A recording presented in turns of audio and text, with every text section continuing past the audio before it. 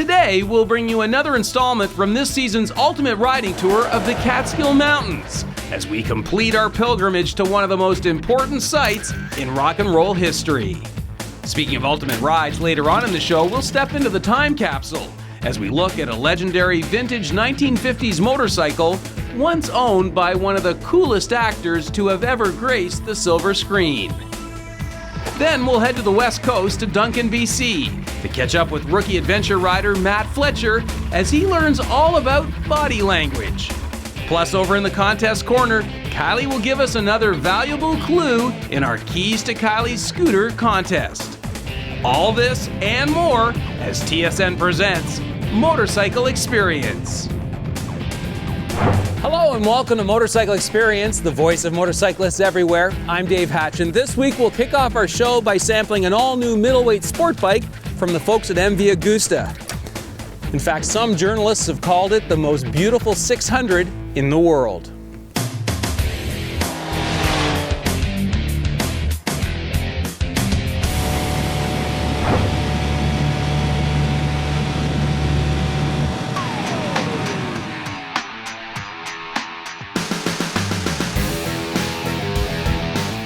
Behold MV Agusta's F3, a gorgeous three-cylinder 675cc machine that simply looks fast standing still. But the beauty of this gem definitely is more than skin deep. Underneath that bodywork is a sport bike stuffed with all the very latest motorcycling technology known to mankind. For example, its three-cylinder engine utilizes a revolutionary counter-rotating crankshaft, an engineering feat that has only been previously seen on Holy Grail MotoGP motorcycles. It's also the first motorcycle in its class with full ride-by-wire engine controls, including 4 preset ignition maps and a traction control system that comes with 8 different levels. Then there's the electronically assisted shift system that allows for you to rip through the gears without ever having to close the throttle or employ the clutch. All that technology may help you forget the fully adjustable suspension bits and the trick Brembo brakes. Still, I promise you won't miss the 3 pipes barking near your right boot. So with that little introduction, I'll let viewer Aliki Carrion pick up the story. So Aliki, tell me your first impression of this motorcycle, because I've seen lots of photographs of it, but when we rolled it out the other day, I was just like, whoa, is it ever gorgeous? What did you think when you first saw it? I completely agree with you. Seen lots of photographs, but when I actually saw this in person, I couldn't believe how compact and how small it is. It's almost like a GP250. Yeah. I really like the single-sided swing arm. I really like the triple exhaust. This thing is just a piece of work. It's a work of art. It is pretty. Now, let's talk about the engine first, because when you fire it up, man, it's got a very unique sound. Motor sounds very angry. Oh yeah? It definitely sounds angry. She really likes to be ridden up in the higher RPMs. In the lower RPMs, particularly the demo that we did today was on the street, so it would be a lot different if I took this motorcycle on the track. Right. But in the lower RPMs, it almost felt like the fuel injection was searching for somewhere to be happy. But once you started bringing it up into the higher RPMs, it was a super happy motorcycle. A lot of power. A lot of really angry in a tiny little frame. Did you like the feel of the motor? It's very different from an inline, say, 600cc sport bike, right? Yeah, primarily the background I have is riding a lot of Japanese motorcycles on and off the track. This is my first exposure to a European motorcycle, and it is completely different. I wasn't expecting it. I really didn't know what to expect when I got on the bike. It's just all the power, all the grunt on this motorcycle. It's angry, like I said before. It really wants to be ridden hard. Triple pipes out the back. How did the exhaust sound from the riding position? Again, angry. Very angry. Yeah. I loved it. It sounds beautiful. It's a very different and distinct sound coming out of the exhaust. Transmission, this is an absolutely brand new motorcycle, cable actuated clutch. How did you find the shifting? The shifting was very smooth. This one also has a quick shifter, which was really great because when you're upshifting, you don't have to use the clutch and you don't have to let off the gas at all, and it upshifts very smooth. Yeah. Yeah, I really enjoyed using that. judging by the smile on your face after the first run, it goes. How did you find the stopping power? Well, the smile's still there. It's not going to go away for a while. To be able to have a motorcycle like this out of the box with the type of performance parts that it has on it, the Brembo calipers were amazing. This thing stops on a dime. From the first time you apply it to the 20th time you apply it. It's fantastic. Handling, you talked about the bike being small and compact earlier. Looked like it was just nice in terms of carving corners. Did you like it for handling? Very much so. I'm about 5'3½". I just jumped on this bike like it was nothing. Goes into the corners really well. It feels extremely light, and like I said before, because it's so compact, it just feels so small, like you're riding around a 250 GP bike. Right. Now there's a lot of bells and whistles that come along with this motorcycle. You've got the traction control, the engine mapping. We kind of left it set. So just any thoughts on being able to play around with something like that, say on a track day or on a rainy day? I think it's fantastic to have those options, again, right out of the box. So if you're riding along on the highway and all of a sudden it starts to rain, you can put it into the rain mode.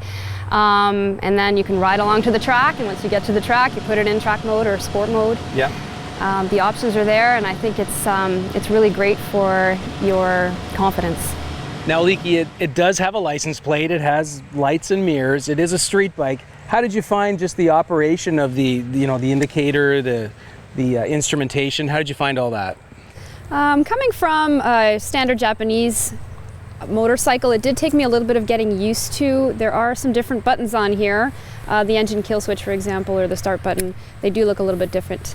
But I found it was very easy to use the instrument panel, very easy to understand. The mirrors? The mirrors were a little bit close together, as is most sport bikes out there on the roads anyways, but it was a little bit difficult to see. It's a very firm saddle. It's a very compact riding position. So how did you find the fit, finish, riding position for you? I was actually very comfortable on the motorcycle. Really? I don't think that I could necessarily ride this from one end of Canada to the other. No. But I think maybe after an hour and a half, my tushy might be a little bit sore.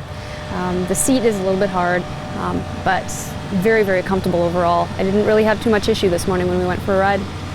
I know, Leaky, we've been doing a lot of comparisons to what you do know, and that being Japanese sport bikes. But what about when we look at the fit and finish of this machine? What were your impressions of that? I think it's absolutely beautiful. This blows me away, especially being right beside the motorcycle now and not just seeing it in pictures. Everything about it, even the welds, are beautiful on this motorcycle. There was a lot of thought put into it, and what I really like is that MV Agusta hasn't sacrificed form for function. Who is going to buy this motorcycle? Obviously someone who's not planning on riding from coast to coast. We know that. That's not what this is designed to do. So who will buy the bike? I would think that somebody who can really appreciates the amount of doodads and technical goodies that are in this motorcycle would be somebody that'd be really attracted to this kind of bike. Someone who has a bit of skill set, who really likes canyon roads or mountain roads and going for a really, really aggressive boot on the bike. And someone who can also sit back and really just drool over its good looks.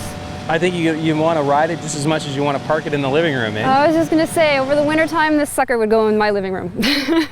Well, thanks for joining us today. Thank you very much. You did a great job. Can I keep it? Sorry, maybe it should go in my living room. You know, I'm pretty sure Aliki still has a smile on her face. Anyway, there's still more experience ahead. Next, three-time Dakar competitor Don Hatton discusses body language out on Vancouver Island. We'll also step back into the time machine to examine a rare set of wheels once used by the Canadian military. And Kylie will check in with another key feature in our contest giveaway. Stay with us. Portions of Motorcycle Experience are brought to you in part by Honda Canada, BMW Motorrad, and Triumph Motorcycle.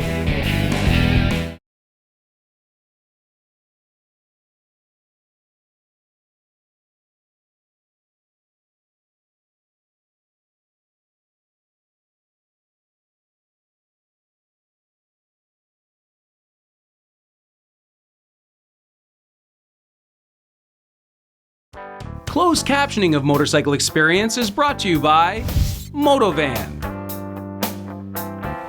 Welcome back as TSN presents Motorcycle Experience. I'm Dave Hatch, and it's time now to catch up with our rookie road rider, Matt Fletcher. This week he's out in Duncan, BC, and he learns that when it comes to adventure riding, sometimes you just gotta move it. Move it. All right, Don, so we're even farther away from the mountains now, and you're on my bike. What's going on here? Okay, Grasshopper, be calm, be calm. We're now going to learn how to ride this bike slow. And what you're going to find with these adventure bikes is that they're fairly tall geared. So unlike riding your enduro bike, these take a little bit of skill to get around tight corners. And we're going to enter, when we get up in the mountains, we're going to enter into some tight turns and some tricky stuff. So you need to be able to handle the bike on the flat at slow speed. So what I'm going to do is I'm just going to go around and just ride in circles here and just kind of demonstrate how to ride slow. And what I want you to watch for is I'm using the clutch. Yeah. I'll use the brake a little bit, the front brake. I probably won't touch the back brake. Okay. I'm just trying to ride around slowly and I use the clutch to stop us from stalling. Because if you stall, you're going to go over the front. Yeah, I don't want that. And it's heavy. If this bike starts to go over, it's hard to pick up. So we want to make sure that we got control of the bike. So we're going to use control wheel spin and control motion using the throttle and the clutch. Okay, show me how it's done. So keep an eye on me. I will. And Grasshopper, you stay here. I will. I don't want you wandering off. Okay. So you can see that I'm using the clutch right now. I've got the clutch in. I'm just using the clutch to get around. And again, it's because the bike is so tall geared. I'm leaning the bike away from me. Okay. Keep the traction. So I'm using some body language on the bike. So the faster you go, the easier this chassis is. So we're going to make you do it really slow, Matt, because it's easy to do it fast. I'm letting the bike turn.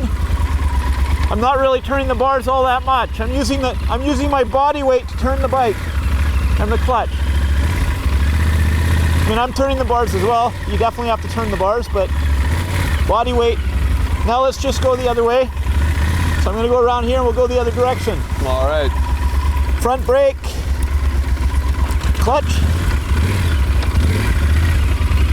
Again, you're having to work the bike. It's a lot of work. It's hard. You gotta work the bike. Keep your balance. Use the clutch. 2 fingers on the clutch. I'm going around here. You can see I'm hardly moving. You should be able to stop almost. So you gotta balance it. Now watch what happens when I don't use the clutch. I'm not using the clutch. No clutch. See how difficult it is? Yeah. It wants to quit. There we go. Nicely done.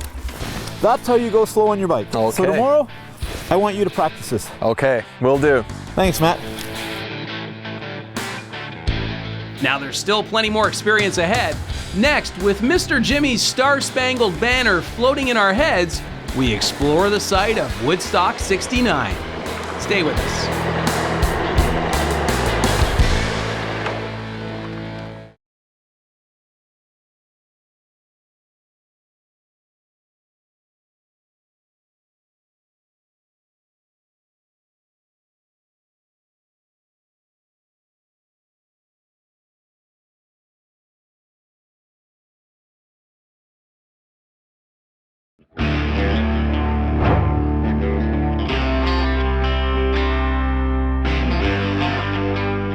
Welcome back as TSN presents Motorcycle Experience. I'm Dave Hatch. It's time now to catch up with this week's ultimate ride. Today, Norm and I learned that a field that was once part of Max Yasgur's farm is a shrine to a 3-day music festival. Last fall, Norm and I headed off to spend a couple of days exploring the Catskill Mountains, located northwest of New York City. Our ultimate destination was Bethel, New York, the site of the famous Woodstock concert of 1969. In my opinion, and as it turns out many others, hallowed ground, where folks like The Who, Janis, and Jimmy ripped it up for 3 days and made rock and roll history. Norm, here we are at the Bethel Woods Center for the Arts. What, did you take the brown acid? What's with the glasses? You know, you've been talking about coming to the original site of Woodstock for weeks and days and hours and minutes, and then getting here, you make me wear these glasses to kind of be in the era. But here we are. You've nailed it. And look at this. Here we are at the original site of Woodstock, August 1969. Can you imagine? The stage was right there, and it was a sunny day like today, the Monday morning. Jimi Hendrix came out, he did the Star-Spangled Banner to about 400 people. But no, at one time, 500,000 people right there. Which is incredible, because when you think of it, they had planned this thing for 50,000. 500,000 show up. I couldn't even fathom trying to deal with that number of people and the infrastructure, how it was overwhelmed by that group during that weekend. Yeah, well, this is, I think, sacred ground. You know, there's a monument here that was erected in '84. Actually, this was put here in place before the center was here by some locals and some hippies that had come to the festival. But forget Graceland, this is it, you know. And if you look around, it's all still here, you know. Apparently back here on this grassy knoll, this is where the helicopters landed to bring in the bands, and there was the tent was set up there for the artists, and of course that's where the managers all demanded to get paid before they went on the stage. But there's some ponds down there. If you've watched the documentary film, there's another lake just over there where all the skinny dipping took place. And they've got a museum, a beautiful museum just up on the hill there with lots of memorabilia and lots of history. And then just over the hill, they've now put in place a 16,000 seat amphitheater. So there's still music happening here every summer. But what a spot. It's special, you know. Everybody talks about it. Everybody says my father or my grandfather. Somebody was at the festival. Somebody knew it, that, you know, in that era. Yeah. Well, I'm glad we finally got to get down here and we got to see it. But, you know, if you're coming down to the Catskills and you're planning to spend a couple of days riding to this area and through this area, you need at least 2 hours here, right? Oh, absolutely. I mean, we've talked about that a little bit on the trip. We didn't even get into what Oneonta had to offer in that area, but everywhere you go, there's something to see and do. So you need to plan a little bit of time, or it's not like a 2-3 day trip through, you know. Plan a week to be in this area and plan 2-3 hours at all the different stops. Right. Believe it or not, just down the road, Yasgur's Farm. I saw the sign. It's still there. Man, I just can't believe that we're here and we're looking at this, and I'll just keep rambling on and on. Get your bike, get down here. It's awesome. It's well worth the trip. Thanks for coming with me, man. Absolutely. Great to have you here. Man, what a terrific experience. Well worth the ride. And as you'll see next week, after we left the Woodstock site, we discovered what has got to be one of the most scenic roads in the eastern USA. Now let's turn our attention to this season's contest giveaway. How would you like to win the keys to your very own journal? Well, here's Kylie to tell you how. Thanks, Dave. Because we've been getting a lot of interest in scooters from viewers all across Canada, we thought we'd hold a contest where you could win my cool new Honda Giorno scooter. Here's how the contest is going to work. Each week, we're going to answer some viewer mail about scooters, and you need to remember the subject. So this week, we have an email from Amanda Bills from Dartmouth, Nova Scotia. She wants to know how to handle nasty weather. Well, believe it or not, scooters offer good protection from the elements. Most scooters have a windshield, a wraparound fairing, and running boards. All of this does a pretty good job of keeping the rain off of you, your clothes, and most importantly, your shoes.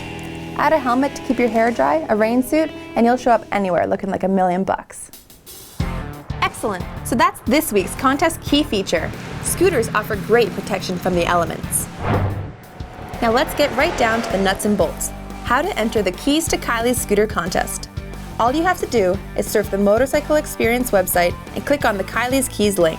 Provide us with 3 key features or reasons for owning a scooter. Remember, every week I'm going to be giving you a key feature and you only need 3. So send those in and you'll be instantly entered into the draw to win the keys to my scooter, a brand new 2013 Honda Giorno. Awesome. So in a couple weeks, we'll be drawing to see who wins the keys to a brand new scooter on our last show of the season. So good luck everyone, and we'll see you next week. Next, we'll head down to the amazing Barber Museum in Birmingham, Alabama, to take an up-close and personal look at a military motorcycle from Steve Mcqueen's personal collection. Stay with us.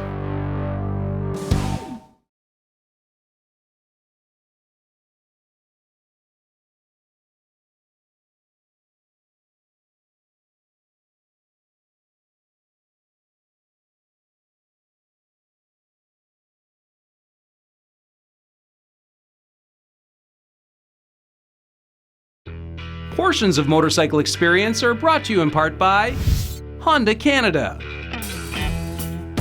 BMW Motorrad, and Triumph Motorcycle. Welcome back as TSN presents The Experience. I'm Dave Hatch, and we'll wrap up our show now by taking a closer look at a very rare 1950 Triumph TRW. This side valve 500cc motorcycle was built by Triumph back in 1950 to 1964 and was produced and sold strictly for military purposes. As a standalone, this rare motorcycle, once employed by the Canadian military, is pretty meat and potatoes. But what throws a little spice into the mix of this story is how this very machine was once owned by legendary actor and off-road motorcycle enthusiast Steve Mcqueen. Barber Museum technical consultant Brian Slark picks up the story in this week's Triumph Time Capsule.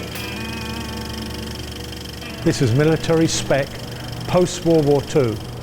The Triumph factory got bombed quite heavily in the early part of World War II, and they were unable to make military bikes. But they made these motorcycles post-war. They were very flexible, very low horsepower, but very good for convoy work, for parades. They would run slow.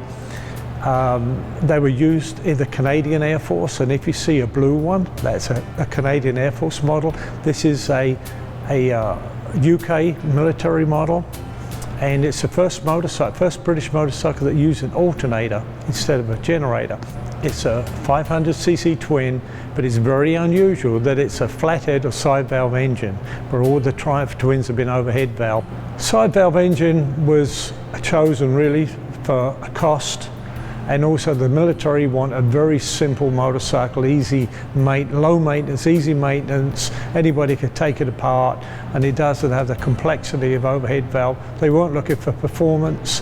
They were looking for something that would chug along about 18 horsepower for parades, and it's a very flexible motorcycle. And this particular motorcycle, you look at it now, is owned by Steve Mcqueen. It was out of his personal collection. He always liked funky motorcycles.